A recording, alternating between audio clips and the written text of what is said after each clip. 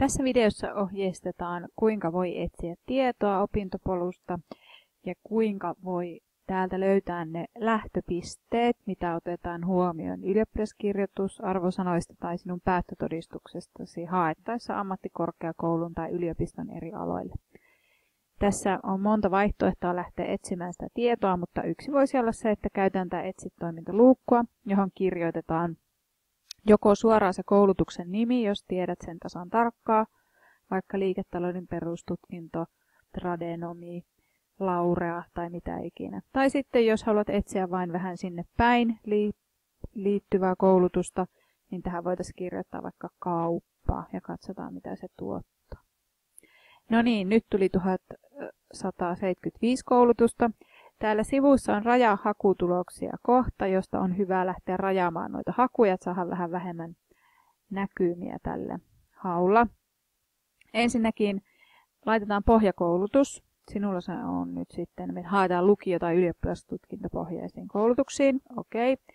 Sitten voi valita tuon, että haluatko ammatillisiin, ammattikorkeakouluun vai yliopistoihin tai joillekin kursseille, mutta tutkitaan nyt vaikka ammattikorkeakouluja tässä tapauksessa.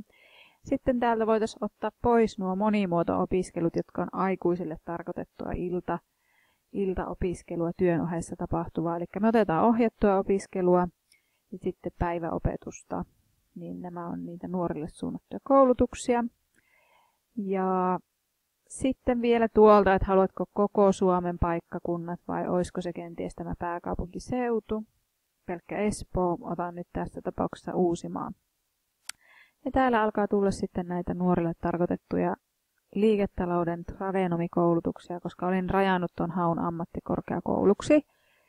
Tutkitaan täältä nyt vaikka Vantaan. Toi on monimuotokoulutus, vaikka rajasin ne pois, se silti tuohon tuli, en tiedä miksi, mutta tuossa on Vantaan Myyrmäen metropolian yksikkö, päiväopetus, haku. Täällä on viime vuoden hakuajat, mutta on ollut kevään haussa. Koulutus alkaa syksyllä 2015. Okei, tänne päivittyy sitten uudet, kun päivittyy. Tässä on tietoa koulutuksesta.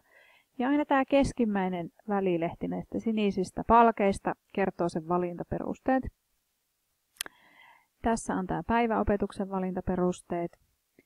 Kerrotaan, että koulumenestyksestä 60, valintakokeesta 40 ja niin edelleen. Yleensä tähän suoraan tulee semmoinen taulukko, että mistä tuo koulumenestyspisteet 60 muodostuu, mutta nyt tämä liiketalous näköjään ohjaa vielä uuden linkin kautta meitä sitä katsomaan.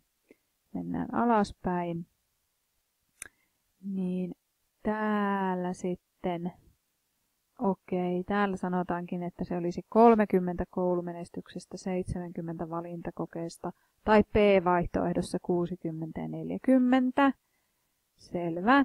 No vaihtoehto 1, niin siellä on arvosanoja, mitkä otetaan ylioppilastutkinnosta huomioon: äidinkieli, paras kieli ja matematiikka, eli yhteensä 15 pistettä maksimissaan.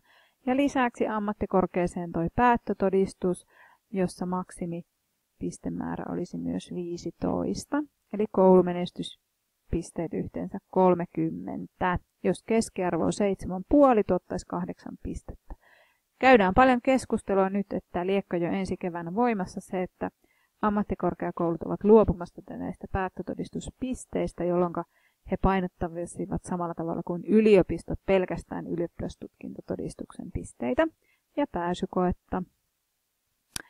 No niin, sitten täällä oli varmasti se vaihtoehto 2, miten niitä pisteitä voisi saada, mutta mennäänpäs vielä tuonne etusivulle takaisin. Toinen juttu, miten voit etsiä koulutuksia, niin tässä etsit-luukun alla on selaile koulutuksia, jolla päästään aihepiireittäin etsimään koulutuksia. Ja nyt jos minä vaikka haluaisin katsoa tuota opetus- ja kasvatusalaa, niin se antaa eri vaihtoehtoja. Opetus- ja kasvatustyö, tulee kaiken näköistä. Ja nyt rajaan hakua siten, että katson noita ylioppilastutkintoja Uudellamaalla. Sitten otan tuolta tuon lähiopetuksen, en mitään etäopetusta. Otan ohjattua, en monimuotoa. Ja oliko minun pohjakoulutus vielä sitten toi lukio tuolla. No niin, nyt tuli kaikkia aineenopettajakoulutuksia tänne, fysiikkaa ja niin edelleen, mutta ottaa. Eli opettajakoulutuksen lähitieteitäkin tuli. Mutta katsotaanpas vaikka tuota kotitalousopettajaa. Se on aina maisterikoulutus, minne pyritään hakemaan tuolla yliopistossa. Se on se ylempi korkeakoulututkinto. Hakuaika on kevään haku. Valintaperusteet. Tässä oli sinne ylioppilaskirjoitusaineet, mistä saa pisteitä. Vuonna 1996 tai sen jälkeen ylioppilaksi kirjoittaneet saa pisteitä äikästä. Sekä 2 parasta seuraavista, eli vieraskieli, matikka tai reaali. Niistä saa valita ja ne tuottaa pisteitä sitten tällä taulukolla, että E, L, M ja C. Maksimissaan 100 pistettä. Ja lisäksi sinne on sitten tuo pääsykoe, joka on 0-200 pistettä ja vähintään 40 pistettä pitää saada. No niin, tällä tavalla me sitten opintopolusta pystytään katsomaan, että minkä verran tarvitaan tai mistä saa pisteitä tuosta koulumenestyksestä sinne haettaessa, mistä ylioppilasaineista.